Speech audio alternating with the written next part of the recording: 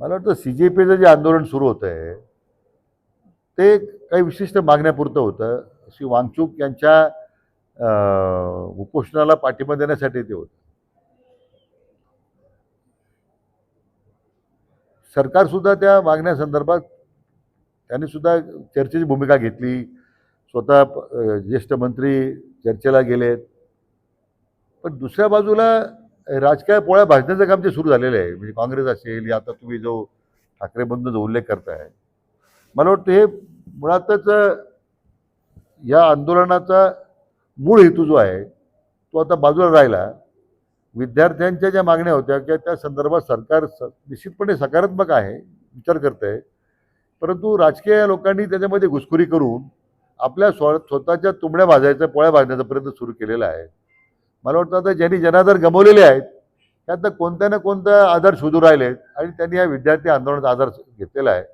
माझी त्या CJPच्याही आंदोलन करणाऱ्या माझी आणि मी त्यांना आव्हान आहे, असे जे घुसखोर आलेले आहेत तुमच्या आंदोलनामध्ये आणि मूळ आंदोलन त्यांच्या माध्यमातून मोडीत काढण्याचा प्रयत्न होतोय, त्यांना सुद्धा तुम्ही आता बाजूला ह्या अशा राजकीय पक्षाच्या लोकांना या आंदोलनातून बाजूला केलं पाहिजे. हे माझा मुद्दा तोच आहे की एकतर आंदोलनाला बदनाम करण्याचा प्रयत्न होतोय आणि आंदोलकांमध्ये जे घुसलेले आहेत, आज ज्या प्रमाणात पोलीस कर्मचारी अधिकारी जखमी झालेत, प्रचंड दगडफेक झाली, हे काय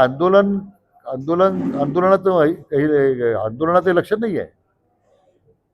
पण आंदोलक जे करणारी मुलं आहेत त्यांना हेच माझं सांगणं आहे की हे जे घुसखोर आलेले आहेत, सरकारच्या विरोधामध्ये काहीतरी षड्यंत्र करण्याचा प्रयत्न करतायत, सरकारला बदनाम करण्याचा प्रयत्न करतायत. त्यात मग हे घुसखोर आहेत, राजकीय पक्षाचे गुंड आहेत, त्यांनी जे आता या पद्धतीने जो आता या प्रश्नाला डायव्हर्ट करण्याचा प्रयत्न केला. पण मला वाटतं आंदोलक जे आहेत ते त्यांच्याबद्दल सरकार चर्चा करते, सरकार निश्चितपणे त्यातून मार्ग काढील याचा आम्हाला विश्वास आहे. परंतु याचबरोबर ज्यांनी या सगळ्या दगडफेकीमध्ये किंवा हिंसा घटनेमध्ये ज्यांचा सहभाग आहे त्यांच्यावर तर कारवाई झालीच पाहिजे. असं आहे की जरांगे पाटलांना माझं एवढं सांगणं आहे की सरकार त्यांच्या विरोधात नाहीच आहे ना. आता नीटचे निकाल लागलेत, पारदर्शकता आली, मोठ्या प्रमाणात देशभरामध्ये त्याचा उत्साह स्वागत झालंय, अनेक मुलांनी जे पास झाले कोणी तक्रार केलेली नाही आहे. नीटच्या निकालाविरुद्ध लक्षात घ्या, एक मुद्दा लक्षात घ्या, कोणी तक्रार केलेली नाही आहे. इतकं सरकारने त्यानंतर पारदर्शकते पद्धतीने ते काम केलेलं आहे. जे लोक दोषी होते, आज महाराष्ट्रातल्या कोचिंग क्लासचे लोक त्याच्यामध्ये आढळले.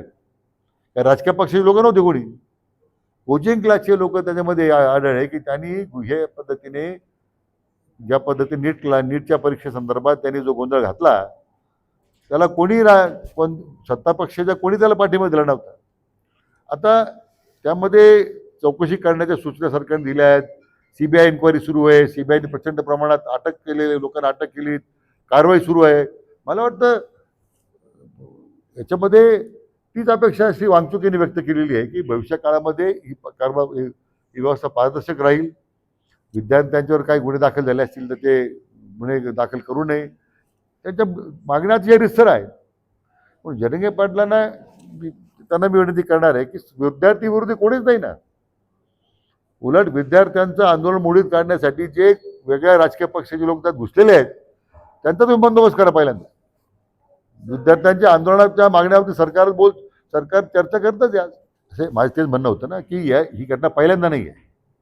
उलट याच्यामध्ये अधिक पारदर्शकता आणण्याचा प्रयत्न भारत सरकारने आता केलेला आहे. परंतु मागच्याही काळामध्ये काँग्रेस पक्षाच्या काळामध्ये सुद्धा हे प्रकार घडलेच आहेत ना. पण मी जो मुद्दा सांगत होतो की ज्यांचं आता जनाधार संपलेला आहे अशी लोक त्या आंदोलनाच्या पाठीमागे बसून आपल्या स्वतःच्या तुंबड्या भरण्याचा राजकीय पोळ्या भाजण्याचा प्रयत्न करतायत, याचा मला वाईट वाटतं. विद्यार्थी आंदोलनाच्या बद्दल काही मुद्दा नाहीच आहे. सरकार त्यांच्याशी बोलतात, मी सांगितल्याप्रमाणे चर्चा झाली, त्यांच्या मागण्या समोर आल्या आहेत, सरकार त्यामध्ये चर्चा करतंय. परंतु यांना विरोधी पक्षाला चर्चाच होऊ द्यायची नाही आहे. त्यांनी आंदोलन बदनाम करायचं आहे. आणि म्हणून या घटनेचं खरं या विरोधी पक्षाच्या लोकांनी रस्त्यावर झोपून घ्यायचं, काहीतरी नौटाक्या करायच्या, हे मला वाटतं आपल्या लोकशाहीला विपरीत नाही आहे. अशा सगळ्या या प्रवृत्तीचा तर मी निषेध करतोच आहे. विनाकारण चाललेल्या शांततेने चाललेल्या आंदोलकाला गालबोट लावण्याचा प्रयत्न झाला, राजकारण आणण्याचा प्रयत्न झाला, त्यातून पुन्हा मोठ्या प्रमाणात कायदा सुव्यवस्थेचे कायदा हातात घेण्याचा प्रयत्न झाला काही लोकांकडून, समाजकंटकांकडून. त्याच्याबद्दल आता निश्चितपणे कारवाई झाली पाहिजे आमची मागणी. नाही, आदरणीय अण्णाजी ने यही कहा है कि शांतता मार्ग से ये विद्यार्थी आंदोलकों के साथ चर्चा से हल निकालना चाहिए, इसके लिए वांछन पे बैठे हैं. वही सरकार की भूमिका है. सरकार चर्चा कर रही ना. सरकार का प्रेस्टीज प्रतिष्ठा का प्रश्न कर रही है. सरकार चर्चा कर रही है. अभी मेरे ख्याल से 2 राउंड जो हम देख रहे हैं, मेरे माध्यम के माध्यम से मैं बात कर रहा हूँ कि श्री वांगचुक जी उनके साथ भी चर्चा हुई है. सरकार ने कोई प्रेस्टीज, सरकार की पूरी संवेदना भावना ही विद्यार्थियों के साथ ही है, लेकिन उसमें जो घुसपैठी लोग आए हैं, जो लोगों ने जो माहौल खराब किया है, मैं आदरणीय अन्ना जी यही कहूँगा कि सब ये विपक्ष के लोग हैं, उनको सलाह देने की आवश्यकता है कि इस पर राजनीति न करें वो.